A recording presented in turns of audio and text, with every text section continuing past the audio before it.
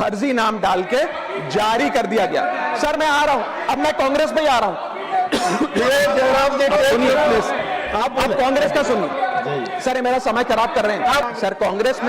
कांग्रेस की कर्नाटक में सरकार है। इसी साल जनवरी 2026 में एसएसएलसी का पेपर हुआ।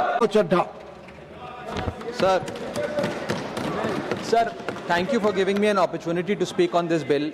सर 22 लाख बच्चे, रोज 18 घंटे की मेहनत, एक 3 घंटे का एग्जाम, लेकिन एक कैमरा फोन, व्हाट्सएप पर एक मैसेज, टेलीग्राम पर एक पीडीएफ, रात 2 बजे पेपर लीक, सब खत्म, स्टूडेंट की सारी मेहनत बर्बाद।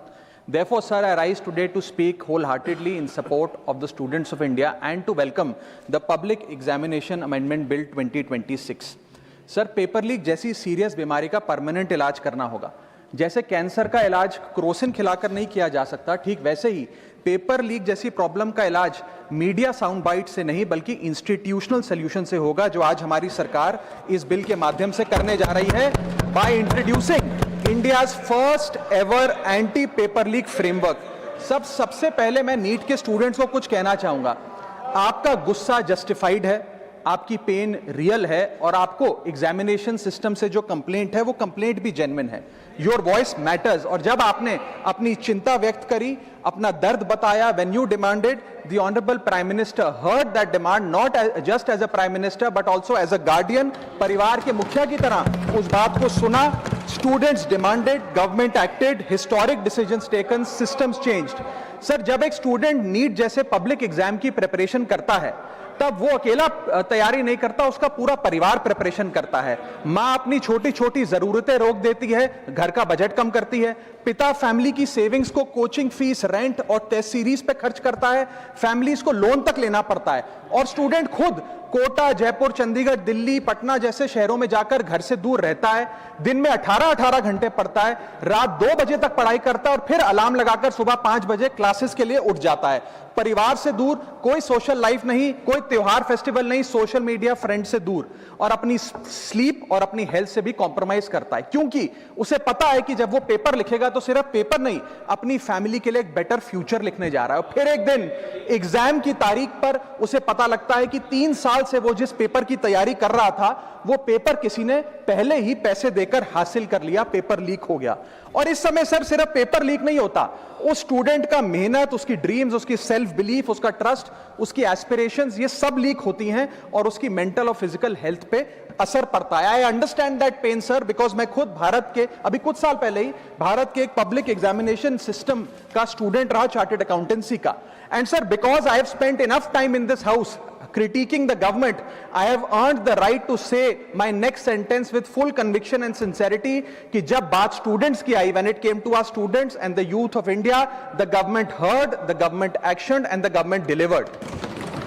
स्टूडेंट्स का फीडबैक लिया, स्टूडेंट्स की डिमांड्स को ऑनर किया और ये डेमोन्स्ट्रेट किया कि सरकार स्टूडेंट्स के साथ खड़ी है। जिस उम्मीद के साथ स्टूडेंट्स ने अपनी मांग प्राइम मिनिस्टर साहब के सामने रखी, उस चिंता को, उस दर्द को समझते हुए तमाम एक्शन लिए गए, तमाम स्टेप्स लिए गए, जैसे कि शॉर्ट टर्म और long term steps. Number 1, paper leak के बाद इमीडिएटली री एग्जाम कराया गया ताकि साल बर्बाद ना हो। जांच सीबीआई को सौंपी, एसआईटी का गठन हुआ, स्पेशल इन्वेस्टिगेशन टीम, जिसने 13 लोग मेन किंगपिन समेत गिरफ्तार किए। मात्र 75 दिन में, आज से 2 दिन पहले जब 75 दिन पूरे हुए जांच के, चार्जशीट भी फास्ट ट्रैक कोर्ट में दर्ज करा दी गई, जांच को महीनों सालों लटकाया नहीं। 47 नेशनल टेस्टिंग एजेंसी के ऑफिसर्स को शंट आउट किया गया, एजुकेशन सेक्रेटरी का तबादला हुआ, यहां तक कि मॉरल ग्राउंड्स पे हमारे ऑनरेबल होम एजुकेशन मिनिस्टर ने इस्तीफा तक दिया और स्टूडेंट प्रोटेस्टर्स के खिलाफ जो केसेस थे उन्हें विड्रॉ किया गया। बेरीड फैमिलीज जिसके अपने किसी घर के बच्चे को, किसी स्टूडेंट को खो दिया, उसको कॉम्पनसेशन दी जा रही है। एग्जाम सिक्योरिटी प्रोटोकॉल्स को स्ट्रेंथन किया जा रहा है और अगली बार से यह नीट का पेपर ओएमआर शीट से नहीं बल्कि फुल्ली कंप्यूटर बेस्ड टेस्टिंग से कराया जाएगा ताकि remotest chance of paper leak भी एलिमिनेट कर दिया जाए। इसी के साथ साथ सरकार ने एक हाई पावर टास्क फोर्स का गठन किया है जो फर्दर रिफॉर्म्स अंडरटेक करेगी कि भारत के पब्लिक एग्जामिनेशन सिस्टम की इंटेग्रिटी को कैसे प्रिजर्व और प्रोटेक्ट किया जाए, और इसमें इंडिया के मोस्ट अक्लेम्ड एक्सपर्ट्स जैसे कि नंदन नीलकनी साहब को समिति में डाला गया है। इसी के साथ साथ डेटरेंस क्रिएट करने के लिए, अपराधी के मन में खौफ पैदा करने के लिए एक ऐसा कानून लेकर आज सरकार सदन में आई है जिसके पास होने के बाद कोई अपराधी सपने में भी यदि पेपर लीक करने का सोचेगा तो उसकी रूह कांप जाएगी।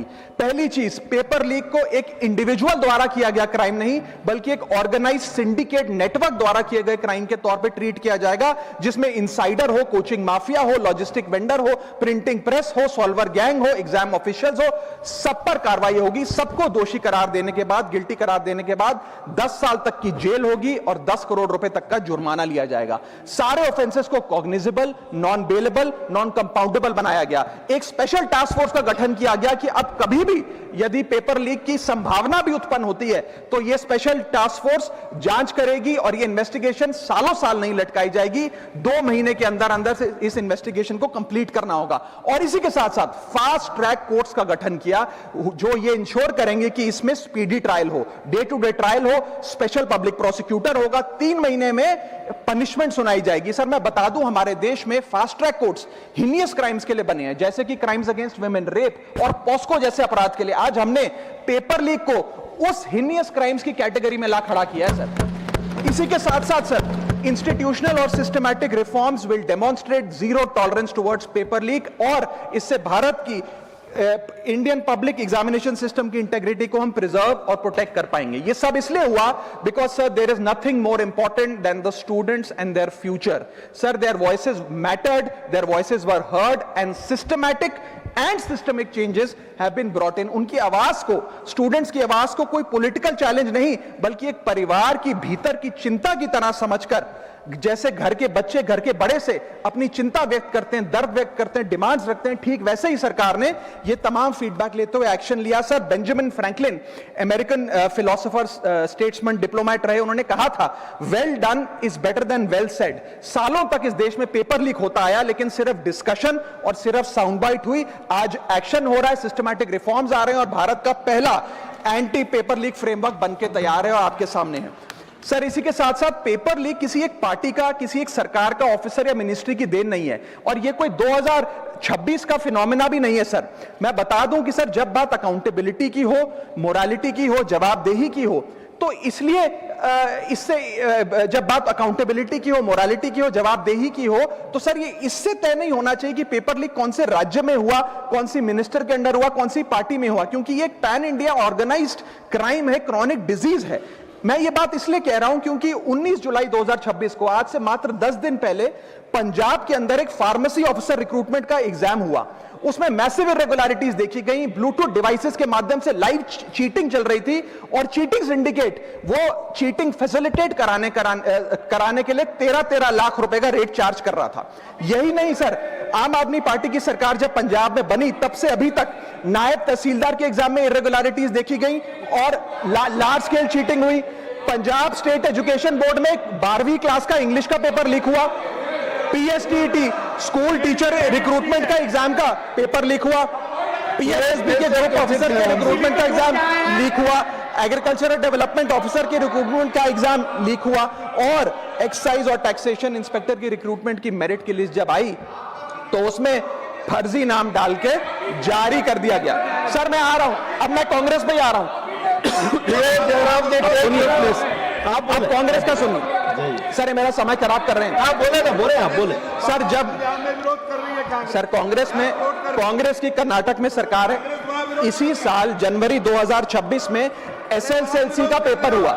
इसी साल कर्नाटक में कांग्रेस की सरकार के अंडर एसएसएलसी का पेपर हुआ, पेपर लीक हुआ, और वो पेपर ऑनलाइन 200 रुपए में स्टूडेंट्स को बेचा जा रहा था। हिमाचल प्रदेश में HP state selection commission recruitment exam का पेपर कांग्रेस के कार्यकाल में लीक हुआ। अब आप सुनिए सबसे चौंका देने वाली घटना, सर सबसे शॉकिंग और सैड बात यह है कि 2016 में कर्नाटक में जब कांग्रेस की सरकार थी तब वहां पे 12वीं कक्षा का प्री यूनिवर्सिटी कॉलेज का 12th का केमिस्ट्री का पेपर लीक हुआ। ये क्लासरूम का पेपर नहीं था सर, ये स्टेट बोर्ड एग्जाम था। ये स्टेट का एग्जाम जब पेपर लीक हुआ, बच्चे एग्जाम देकर घर आ गए, पता लगा पेपर लीक हो गया, पेपर कैंसिल कर दिया। 20 दिन बाद री एग्जाम कराया गया, री एग्जाम का पेपर भी लीक हो गया, और उसके बाद रात को 3:30 बजे वो पेपर व्हाट्सएप पे घूम रहा था, री एग्जाम को भी कैंसिल करना पड़ा। इसके बाद जब जांच हुई, स्टेट सीआईडी ने जांच करी, तो 3 लोगों को अरेस्ट किया, जिसमें कर्नाटक सरकार के मेडिकल एजुकेशन मिनिस्टर डॉक्टर शरण पाटिल का पीए खुद शामिल था। पीए 10-10 लाख रुपए लेकर पेपर लीक कर रहा था। उसके बाद जब मंत्री जी से पूछा गया कि आप इस्तीफा क्यों नहीं देते, आपकी मॉरल और डायरेक्ट जिम्मेदारी बनती है, आपके दफ्तर का आपका पीए पेपर लीक कर रहा है, आप क्यों नहीं इस्तीफा देते? तो उन्होंने कहा कि there is no question of resigning, अगर कुछ गलत हुआ है तो वो मेरे पीए का पर्सनल मैटर है, उसकी पर्सनल लाइफ है। वहां सर ऑफिस गवर्नमेंट का, डेजिग्नेशन गवर्नमेंट की, एक्सेस गवर्नमेंट का, बट अरेस्ट की बात आई तो पर्सनल लाइफ का मैटर है। और आयरनी देखिए, आज 2026 में कर्नाटक में फिर कांग्रेस की सरकार है और डॉक्टर शरण पाटिल फिर मंत्री हैं और उसी विभाग के मंत्री हैं, मेडिकल एजुकेशन विभाग के मंत्री हैं। यह है स्टैंडर्ड ऑफ अकाउंटेबिलिटी। सर सुनिए, सुन लो। उसी के साथ साथ 2004 से 2014 के बीच में जब यूपीए की सरकार थी तो कांग्रेस के कार्यकाल में दर्जनों एग्जाम्पल हैं, डॉक्यूमेंटेड एग्जाम्पल हैं पेपर लीक के सर, जिसमें मुख्य तौर पर AIIMS post graduate medical entrance exam 2006 में लीक हुआ, रेलवे रिक्रूटमेंट बोर्ड का एग्जाम 2009 का लीक हुआ, all India engineering entrance exam 2011 UPA के कार्यकाल में लीक हुआ और SSC combined graduate level exam 2013 leak हुआ। सर इस पीरियड में उस समय की यूपीए सरकार ने क्या किया? कोई अकाउंटेबिलिटी एस्टैब्लिश करी, कोई एग्जाम सिक्योरिटी आर्किटेक्चर को ओवरऑल करने के लिए कोई कानून लाए, कोई dedicated anti paper leak law लाए? कुछ नहीं लाए। सर मैं एक बात कहना चाहता हूं, सर पॉलिटिकल मेमोरी सिलेक्टिव हो सकती है, पब्लिक रिकॉर्ड सिलेक्टिव नहीं हो सकता। अगर नेशनल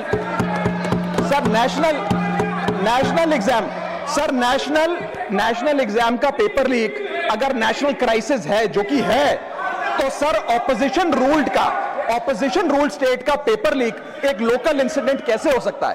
सर स्टूडेंट में तो फर्क नहीं होता। अगर नीट के स्टूडेंट्स का पेन जेन्युइन है, जो कि जेन्युइन है, तो सर पंजाब के फार्मेसी एग्जाम के स्टूडेंट्स का और कर्नाटक के एसएलसी एग्जाम के स्टूडेंट्स का पेन भी जेन्युइन है। स्टूडेंट का पेन पार्टी देखकर चेंज नहीं होता और ठीक उसी तरह रिफॉर्म और अकाउंटेबिलिटी भी पार्टी देखकर चेंज नहीं हो सकती। अब मैं स्टूडेंट्स के बारे में कुछ कहना चाहता हूं। सर देयर वॉइस मैटर्स, उनकी मांगे जायज हैं। सर स्टूडेंट्स द्वारा प्रोटेस्ट करना, सवाल पूछना, डिमांड रेस करना, कोर्ट जाना, पीसफुल मार्च निकालना, ये सब उनका संवैधानिक अधिकार है और ये करना भी चाहिए। लेकिन सर स्टूडेंट का प्रोटेस्ट स्टूडेंट का रहे, किसी पॉलिटिकल पार्टी की रैली ना बन जाए, वे अपना माइक किसी को आउटसोर्स ना करे, क्योंकि सर स्टूडेंट की लड़ाई तो एग्जाम सिस्टम को सिक्योर बनाने की है, नेताओं की लड़ाई अपनी सोशल मीडिया रीच बढ़ाने की है। सर जब पॉलिटिकल लीडर्स प्रोटेस्ट के टाइम पर बैरिकेड के आगे स्टूडेंट को भेज खुद कैमरे की सेफ साइड पे रहें, तो उनसे पूछिए कि रिस्क मेरा और रील तुम्हारी, ये पार्टनरशिप कैसी? सर स्टूडेंट का मूवमेंट स्टूडेंट के फ्यूचर के लिए है, किसी फ्लॉप पॉलिटिकल पार्टी के कमबैक के लिए नहीं है सर। और जो पॉलिटिकल पार्टी के अपने खुद के फ्यूचर का आता पता नहीं, वो स्टूडेंट के फ्यूचर की क्या लड़ाई लड़ेगी सर? स्टूडेंट्स को जस्टिस चाहिए, पॉलिटिकल पार्टी को फुटेज। स्टूडेंट को एग्जाम सिक्योर करना है, पॉलिटिकल पार्टी को वायरल क्लिप। स्टूडेंट का सवाल फ्यूचर का है, नेता का कैलकुलेशन अगले इलेक्शन का। इसीलिए मैं ऑपोजिशन पार्टीज को कहना चाहता हूं, don't use students emotion for your political promotion. ये लड़ाई बीजेपी वर्सेस कांग्रेस नहीं है, ये लड़ाई मेरिट वर्सेस माफिया की है, मेहनत वर्सेस सेटिंग की है। और सर एक बात और, सर आज हमारे स्टूडेंट्स पर पढ़ाई का बहुत स्ट्रेस है।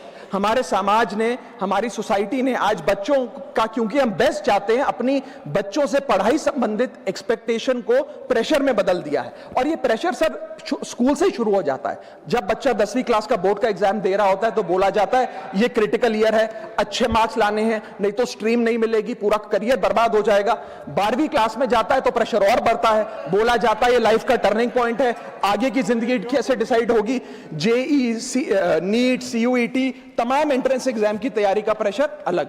और सर जब कॉलेज पहुंचता है तो एक अलग ही लेवल का प्रेशर होता है, उसको बोला जाता है सीजीपीए ठीक रखो वरना प्लेसमेंट नहीं मिलेगी। ये पूरी लाइफ का सवाल है, करियर का सवाल है, हर स्टेज पर प्रेशर का सिलेबस बढ़ता जाता है, बढ़ता जाता है, बढ़ता जाता है। और ओवरऑल सर इंडिया में कंपटीशन बहुत फास्ट स्पीड पे बढ़ रहा है, लेकिन उसी के साथ साथ कंपैरिजन भी बहुत फास्ट स्पीड पे बढ़ रहा है। सबसे पहले जब बच्चा स्कूल जाता है तो अपने स्कूलमेट्स क्लासमेट से कंपैरिजन होता है, कोचिंग सेंटर जाता है तो वहां कोचिंग सेंटर के स्टूडेंट से कंपैरिजन होता है, ऑल इंडिया रैंकर से कंपैरिजन होता है, घर आता है तो पड़ोसी और रिश्तेदारों के बच्चों से कंपैरिजन होता है। ये कंपैरिजन मोटिवेशन नहीं सर, प्रेशर और स्ट्रेस में बदलता जा रहा है। सर जैसे 3 इडियट्स पिक्चर में कहा था ना, काबिल बनो कामयाबी झक मारकर पीछे आएगी, ठीक उसी तरह समाज को, हम सबको, अगर कोई स्टूडेंट चिंतित दिखे, स्ट्रेस में दिखे, उसे कहना चाहिए कि एग्जाम इंपॉर्टेंट है लेकिन तुम एग्जाम से ज्यादा इंपॉर्टेंट हो सर, क्योंकि घर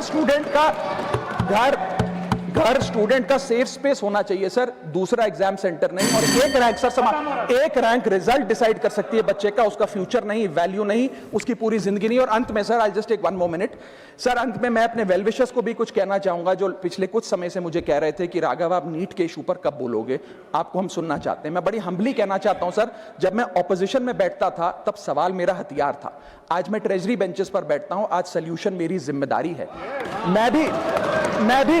मैं भी रोज कैमरे के सामने आकर साउंड बाइट दे सकता था, लेकिन मुझे हेडलाइन नहीं सर, मुझे आउटकम चाहिए। और जब मैं ऑपोजिशन में था तब मेरा काम इशू रेस करना और सवाल उठाना था, और पूरा सदन और आप जानते हैं मैंने वो काम पूरी ईमानदारी से किया। लेकिन आज मेरा रोल कैमरा के सामने अटेंडेंस लगाने का नहीं है, मेरा role is my focus is to fix the system.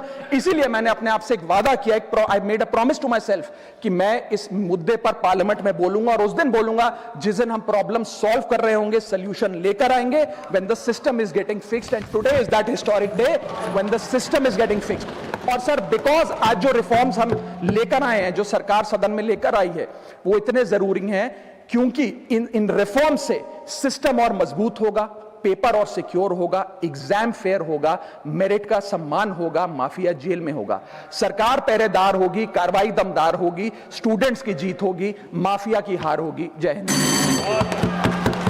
श्रीमान जोश के मनी